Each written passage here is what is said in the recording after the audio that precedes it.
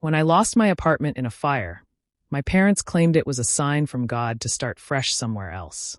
Then I found out they had secretly moved my brother into their guest house. During Sunday dinner, my mother looked me straight in the eyes and said, "You should have been the one in the flames." My father just chuckled, saying, "We stopped loving you when you turned 12. I leaned back, smiled, and replied, "Then it's only fair I return the favor." I walked out, and 2 months later, I made a move that left them speechless. This is a real story that happened to me about 2 months ago, and honestly, I'm still unsure how to process all this energy. So here it is. Maybe I just need to share it and see if I'm out of line for feeling the way I do. For context, I'm Clark, 27, the oldest of 2 siblings. My brother Peter is 21, and my parents are Lynn and Daryl. I don't post here much, but I lurk often. I always thought these crazy family stories were exaggerated, but now I know they're not. So, let's start with what actually happened, because it still feels surreal. My apartment caught fire. Not the entire building, just my unit plus 2 others due to an electrical issue that wasn't my fault. The fire department confirmed it. I lost nearly everything except my phone, wallet, backpack, and the clothes I was wearing. It was a Thursday evening, and I had just returned with groceries. Thankfully, no one was hurt, but I lost all my belongings. I began calling around to see where I could go. I didn't have a girlfriend or anything, and most friends either lived far away or had roommates. I called my parents first out of habit, not really thinking. I figured maybe I could crash in their guest house. It's a perfectly nice space behind their home, often empty when I visit. I've never been super close to my parents, but I always made an effort for holidays and Sunday dinners. So I called my mom. When she picked up, she sounded oddly calm. I told her my apartment had burned down, and she responded, "Oh wow, that's something." Then she said, and I swear this is what she said, "Maybe it's a sign from God that it's time for you to start over somewhere else." Who says that to their kid after a fire? I thought maybe she was just shocked or didn't get it. But no, she began talking about how sometimes life gives you little pushes, and maybe I should consider traveling or moving to a smaller town. It felt like she was suggesting I treat this as a vacation, not a situation where I lost everything. I asked if I could stay in the guest house for a while until I found a new place, and suddenly it was all excuses. She claimed the guest house was under renovation and that they couldn't handle that kind of disruption right now. Instead, she suggested I find a cheap motel for a week or 2 and see where life takes me. I'm not kidding, that's what she said. I hung up, feeling stunned, and just sat on the curb outside what was left of my apartment, refreshinghotels.com on my dying phone. I ended up crashing with Sean, a guy from my old soccer league, for a few nights. It was cramped, and his girlfriend wasn't thrilled about it, but I was grateful. While I was looking for apartments, I couldn't shake the vibe from my parents' phone call. They seemed almost relieved, and the guest house suddenly being unavailable felt too convenient. About a week in, I was scrolling through Instagram stories when I saw Peter posting from what was clearly my parents' backyard, literally their pool. I recognized the silly flamingo float my mom refused to throw out. Then he panned the camera, and there was the guest house with the lights on and his hoodie hanging on the porch railing. I'd met him, but he left me on read. Later, he posted a picture from inside with the same ugly curtains my mom chose. He was clearly living there. I was sitting in Sean's apartment eating ramen from a mug, while my brother was living rent-free in a place my parents claimed was unavailable. I quickly put the pieces together. I called my dad to get a straight answer, but he was even worse than my mom, saying things were complicated and Peter had some issues they were trying to help him with. He didn't offer me any help, not even a couch to sleep on. When I asked why they lied about the guest house, he just said it wasn't my business and hung up. I threw my phone on the bed, probably harder than necessary. For the next week, I went on autopilot, doing what I had to get by. Sean's place was loud, and his girlfriend was always giving me the side eye. I started sleeping at work just to avoid being in the way, showering at the gym, and eating whatever was cheap. I tried not to think about my parents, but I kept getting passive-aggressive texts from my mom, like, "Thinking of you. Hope you're finding your way." No actual offers to help. Nothing about money or a place to stay. I didn't reply. Then I got a text from my mom inviting me to Sunday dinner, saying it was important for the family to be together and that she was making roast. I almost ignored it, but I was angry and bored and wanted answers, so I agreed. I showed up wearing the only dress shirt I could save, which still smelled like smoke no matter how many times I washed it. Peter was there, looking like he just rolled out of bed and wearing slides, acting like nothing was weird. My mom hugged him and patted me on the shoulder. Dinner was awkward. My mom talked about church, Peter mumbled about some online class, and my dad just ate without looking at me. I tried asking Peter how long he'd been in the guest house, but he just shrugged and went back to his phone. Whenever I brought up my situation, my mom changed the subject, saying, "Maybe this is a blessing in disguise for you. Maybe you needed a wake-up call." I stared at her and said, "You really think this is some cosmic lesson?" She looked me dead in the eye and said, "Maybe it would have been better if you'd been the one in the flames, since you're always so restless." My dad chuckled a little, like it was a joke, but I could tell he meant it. Then he added, "We stopped loving you when you turned 12, you know that, right?" I sat there for a moment, because what do you even say to that? Peter looked up for a second, then went back to scrolling. My mom was still staring at me, daring me to respond. I pushed my chair back, stood up, and said, "Then it's only fair I return the favor." My dad rolled his eyes, and my mom started to say my name, but I was already heading for the door. Peter muttered something under his breath, but I didn't care. I grabbed my keys and left, and my mom slammed the door behind me. I stood on the porch for a minute, just breathing. It's not like I thought my parents loved me, but hearing it out loud with Peter right there was different. I didn't cry or anything. I just got in my car and started driving. I didn't know where I was going, but I knew I wasn't going to let it slide, not this time. I'm not the kind of person to just walk away and let people walk all over me. Not anymore. So that's how it all started. If you're still reading, you're probably wondering what I did next. Honestly, I was wondering too. I went home that night with one thing in mind. If they wanted to play hard, I could play harder. The next part is where things get interesting, I promise. Update 1. I'm back for part 2 because y'all asked, and honestly, I need to vent. Thanks for the DMs. Some were wild but appreciated. So, picking up from where I left off. After that Sunday dinner where my parents basically told me they never loved me, I left and slammed the door. No one followed me out, not even Peter, which stung more than I thought it would. I drove around for a while, not really thinking, just angry. I ended up at a 24-hour donut shop, scrolling on my phone. I didn't want to go back to Sean's because his girlfriend gets in these moods where everything I do is too loud or too messy. I started looking for apartments again, but I already knew I couldn't afford anything decent without help, and clearly my parents were out. For a couple of days, I was in this autopilot grind: sleep, shower at the gym, eat whatever I could find, and try not to think about what happened. But little things started to stick out, like why my mom was so determined to keep me away from the house. Every time I texted, she'd reply hours later with some fake, positive energy. I started thinking about the guest house. Why did Peter get it? Why the secrecy? Why the lies? He's not a bad guy. He's just always been the golden child, getting whatever he wanted. I always chalked it up to the typical older versus younger sibling rivalry, but after that dinner, I began replaying old memories. One afternoon, I parked down the block and walked past my parents' house. I saw Peter's car in the driveway and heard music coming from the guest house window. I could hear him on a call, laughing. I didn't go up, but it was clear he was living his best life while I was couch surfing. I won't lie, that made me angry all over again. So, I started paying attention. I talked to my Aunt Natalie, my mom's sister, who's the only one in the family who ever really checks in on me.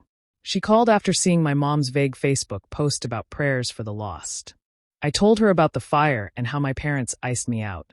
She got quiet and said she thought my parents might be having financial problems, but didn't know the details. That seemed strange because the last time I visited, my dad was talking about diversifying their assets, acting like everything was fine. I began to wonder if the guest house was more important to them than I realized.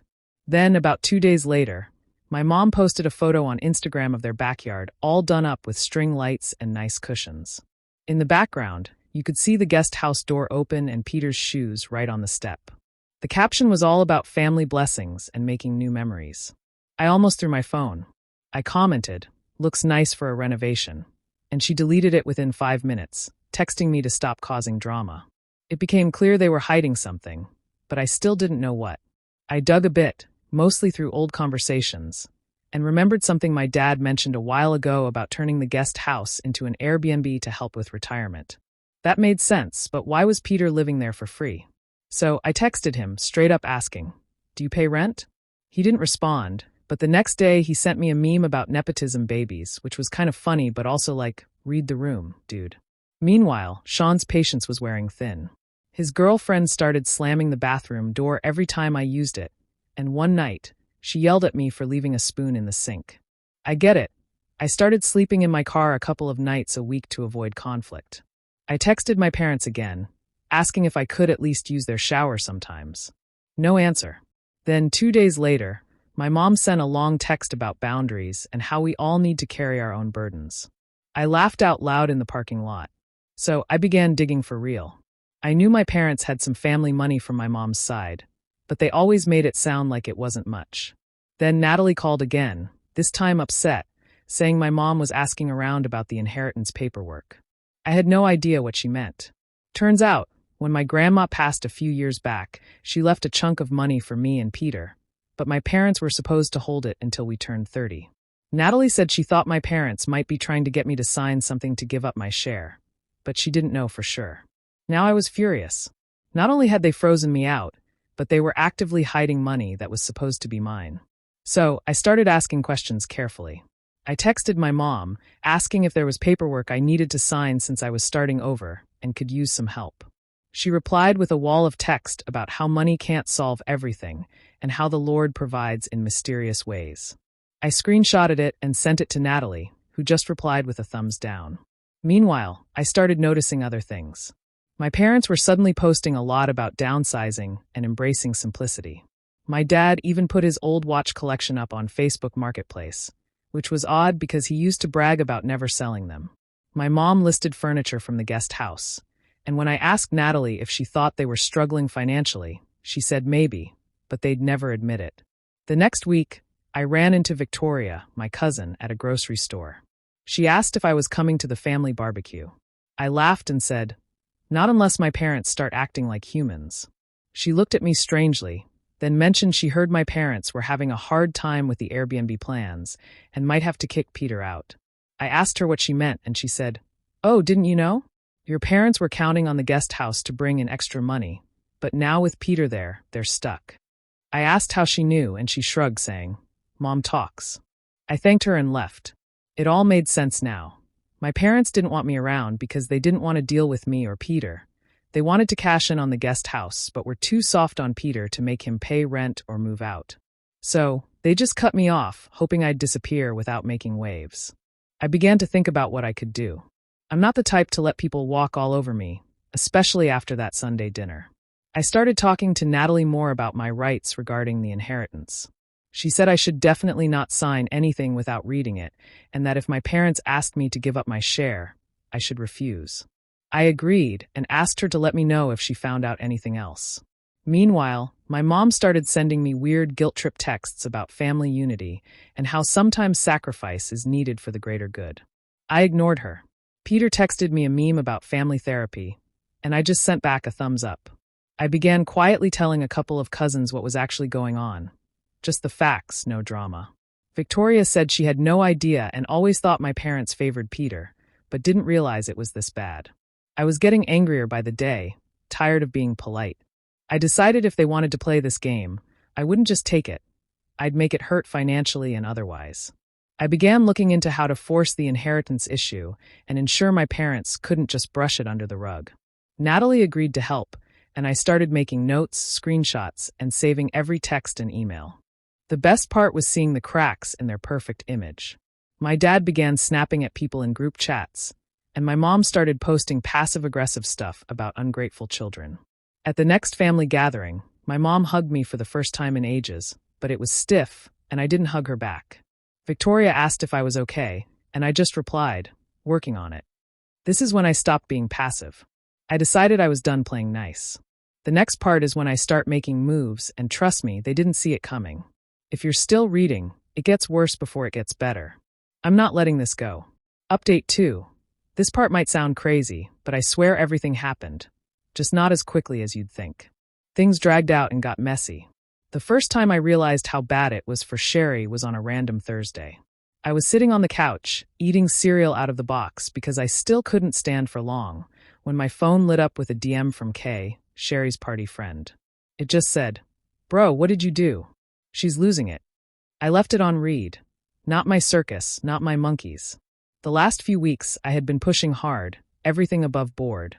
But I wasn't about to let Sherry or Ralph walk away unscathed after the landlord drama. I made sure to send her a copy of the bill. When she tried to say I forged it, I told the landlord, and they argued it out. I later heard that she tried to show up at the old place, but the landlord slammed the door in her face. The landlord even called me to thank me for the heads up about the window, so that was sorted. Meanwhile, Gail kept the pressure on regarding the money Sherry owed. She was relentless. I knew she'd chase it down, but I didn't realize she'd start tagging Sherry in comments on every post, even on her new TikTok. People began to notice, and the comments started piling up. Mutuals started asking questions, and Sherry began deleting posts and blocking people. What I didn't expect was Ralph turning on Sherry so quickly. I always thought they were thick as thieves, but he started posting stories about how loyalty is dead and how people will use you for clout. Then I got a text from a random number, which turned out to be Ralph just going off on me. He blamed me for Sherry not answering his calls, calling me a snake. I told him I wasn't his problem anymore, and he lost it. I could hear him yelling in the background of a voice note, like he wanted to fight. I just blocked him. The best part was when I heard from Bruce, my neighbor. Not the tattoo guy, a different Bruce who keeps to himself. He said Sherry tried to follow him into the building, claiming she forgot her key, but he just shook his head and walked past. She attempted to push her way in, but he stepped aside and let the door shut. I guess she's been crashing at friends' places, but that circle is getting smaller. Kay told me people are getting tired of her drama, and I understand that Sherry always needed attention, regardless of whether it was positive or negative. Out of nowhere, my mom called.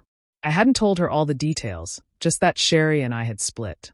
Now she was saying Sherry's mom called her, crying about how Sherry was homeless and I should do the right thing. I told my mom she made her bed. She sighed, saying, "Families always get messy, but she gets it." She added that she was proud I was standing up for myself, which felt good to hear. I started noticing little things. A couple of old friends who used to side with Sherry reached out, just checking in. I kept it casual, saying things didn't work out, and didn't badmouth her, but I could tell they already knew. Word spreads, especially when people owe money or leave a mess behind. One day, Ralph showed up at my door. I didn't even know he knew where I lived, but there he was, banging on the door and yelling my name. I cracked it open, and he tried to shove his way in, but I blocked him with my arm. He started blaming me for everything, saying Sherry was in trouble because of me. I told him, "She's not my problem, and neither are you."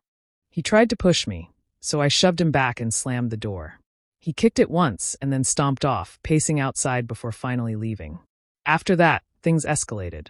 Sherry started showing up more often. She'd knock, then text, then call from random numbers. Once, she even tried to sleep in the stairwell, so I told the building manager, and he said they'd call someone if she kept it up. I felt bad for about 5 seconds, then remembered that phone call in the hospital. She even tried to guilt-trip my mom, sending long texts about how I ruined her life and how she had nowhere to go. My mom sent me screenshots and asked what I wanted her to say. I told her, "Don't reply, let her figure it out."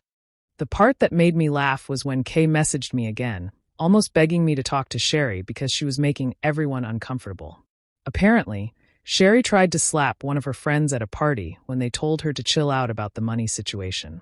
She stormed out, slamming the door so hard it echoed throughout the place. Now nobody wants her around. I heard from another mutual that Sherry attempted to reconnect with the tattoo guy, even trying to flirt with him at the gym. He brushed her off, and when she yelled at him and tried to shove him, he just walked away. Later, she texted him, but he blocked her. Even Ralph stopped answering her calls, posting about how some people are dead weight. I guess he finally got tired of covering for her. I kept the pressure on, ensuring the landlord followed through on the repairs so Sherry was billed for every single thing. I double-checked all my accounts, making sure she had no access, and sent a couple of reminders to the people she owed money. I didn't even have to say much, just a quick note saying, "Hey, you might want to check in with Sherry about your money." Gail thanked me, saying I saved her a trip. The craziest part was when Sherry's mom showed up at my building. I didn't let her in. I just buzzed her in from the entry. She started yelling about how I was heartless and how I should help Sherry because I once loved her. I told her, love isn't a get-out-of-jail-free card. She hung up and called my mom again, who just silenced her. Slowly, all the little things added up. Sherry's credit was in ruins. She couldn't get a new place without a co-signer. Most of her friends were avoiding her. Ralph was MIA, and the tattoo guy wanted nothing to do with her. She tried to crash at Kay's, but Kay's roommate said no. She even attempted to get her old job back, but I heard they lost her application. That wasn't my doing, just bridges burned. There's one moment I'll never forget. I was coming home with groceries, still limping a bit, when I saw Sherry sitting on the stoop. She looked up at me, eyes red and hair a mess, and started sobbing, asking why I was doing this to her. I told her, "You did this to yourself." She tried to grab my arm, but I shook her off. She slapped me hard, and I just walked inside and locked the door. She sat out there for another hour before finally leaving. So yeah, the trap is tightening. She's running out of options, and I'm not letting up.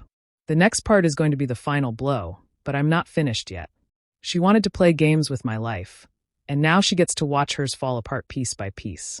Wait for part 4, it's coming. Final update. I guess this is the last update, not because everything is perfect, but because there's really nothing left to say for now.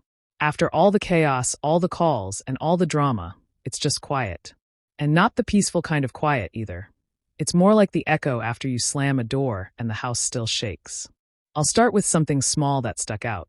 A couple of days after the last mess with Sherry on the steps, I was rinsing out a mug in the sink and noticed her old hair tie wedged behind the faucet. Just a stretched out purple thing, she must have left there months ago. It's silly, but it made me laugh. Even when people are gone, they leave bits of themselves behind, even if you don't want them to. After Sherry slapped me and stormed off, things slowed down. She didn't show up for several days, and I thought maybe she finally got the hint. But then she started again, just quieter, trying to sneak back into my life without making a scene. I'd get random texts at 2 a.m., just her name or a crying emoji, or sometimes nothing at all. I didn't reply. The building manager caught her sleeping in the laundry room one morning. He knocked on my door and asked if she was my guest. I said, "Nope, just an ex who doesn't know when to quit." He said he'd call someone to remove her. I think he felt a bit sorry for her, but not enough to let her stay. People have their own lives. I kept thinking, I gave her everything for years, and when I needed her, she was gone. Now she's got nothing, and it's not my job to pick up the pieces. Meanwhile, Ralph disappeared. I haven't seen or heard from him since he tried to force his way into my apartment and got shoved back out. He stopped posting online, which is surprising since he used to share every workout and motivational quote. I heard from someone that he moved back in with his dad, probably licking his wounds. Ralph always treated me like I was beneath him, like he was doing me a favor by letting me be around. I guess when Sherry was up, he could benefit from her. Now that she's down, he's out. Sherry's mom messaged my mom again, sending long paragraphs about how I ruined her daughter's life and how I should be ashamed. My mom just blocked her and sent me a screenshot with a thumbs up. It was awkward, but I appreciated it. For the first time in a while, it felt like my side of the family really supported me. I heard from Kay for the last time too. She texted me a screenshot of Sherry's story, showing her sitting alone in a park, hoodie pulled up, staring at her phone. The caption read, "Can't trust anyone." Kay's text simply said, "Well, you did warn me." I didn't respond. People like Kay always want to be on the winning side, and now she's bored of the drama. The financial issues were the final straw for Sherry, I think. Gail managed to get her cash back, or at least most of it, after hounding Sherry through every app she could find.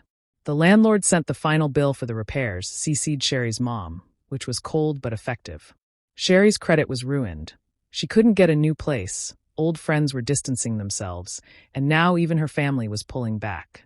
I heard through the grapevine that she tried to crash at her cousin's place, but they got into a fight, and her cousin's boyfriend told her to leave after she yelled in the kitchen and slammed a cabinet so hard that the handle broke. She's burning every bridge. Meanwhile, I'm still here. I limp a bit, stairs are still difficult, but I'm getting my life back. I began reconnecting with some old friends. Not the party types, just genuine friends I lost touch with because Sherry always made me pick sides. They didn't need all the details. They just wanted to hang out, have a beer, or maybe a game night. It felt normal for once.